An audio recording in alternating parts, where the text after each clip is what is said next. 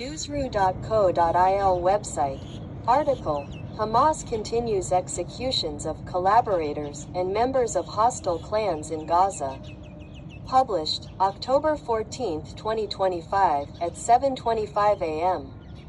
On the evening of October 13th, Hamas militants publicly executed suspected collaborators and members of hostile clans in Gaza City. At least 7 people were shot in the square. Video of the execution was posted on social media by numerous witnesses. Ynet reports that among those executed was apparently Ahmad Zidan al-Tarabin, who was responsible for recruiting fighters for the Abu Shabab militia. Shortly before the execution, U.S. President Donald Trump told reporters aboard Air Force One that Hamas had been given permission for a certain period of time to handle internal security in Gaza. On the evening of October 12th, the so-called Resistance Security Forces, one of the Hamas terrorist organization's security forces, announced the launch of a plan to control the rear and pursue wanted individuals in Gaza. The announcement was published on the Al-Harith Telegram channel and distributed by Hamas-affiliated media outlets. Security forces will pursue all wanted criminals and security-related offenses, wherever they may be, the Hamas statement stated. It also called for cooperation with security forces by reporting wanted individuals or those harboring them. In essence, Hamas security forces announced the launch of a terror campaign against Gazans suspected of collaborating with Israel, as well as against those who have committed various crimes while declaring control of the Strip since the end of the war. Gazans are encouraged to report suspects to Hamas through the Al-Harith platform. Moreover, Hamas, almost immediately after the ceasefire agreement with Israel took effect, began to destroy clans that had demonstrated independence and rebellion, creating their own security forces. In particular, armed clashes broke out between Hamas members and members of the Durmush clan, with numerous casualties. Some Durmush clan members were executed. In one such shootout, prominent blogger Salah al-Jafarai, who had been covering Hamas's fight against illegal militias backed by Israel, was killed.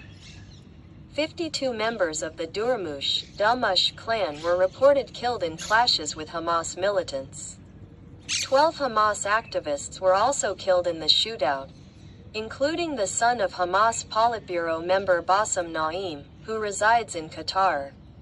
On October 12th, the Hamas administration's Ministry of the Interior in the Gaza Strip offered amnesty to members of armed groups operating in the Strip, as long as they did not commit murder.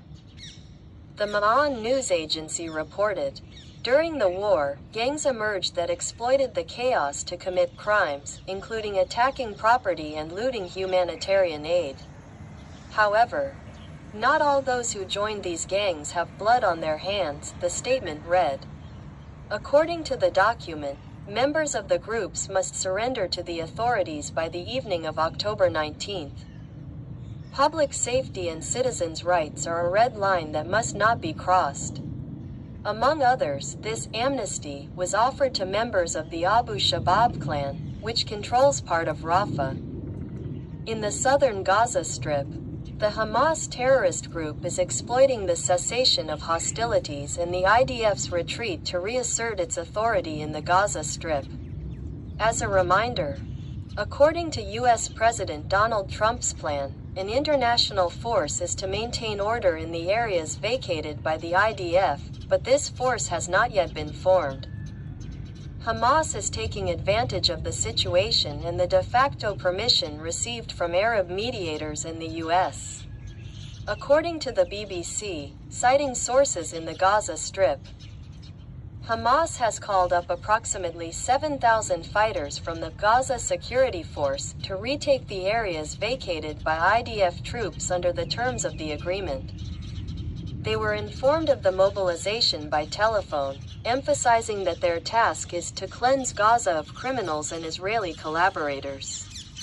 Fighters have already begun appearing on the streets.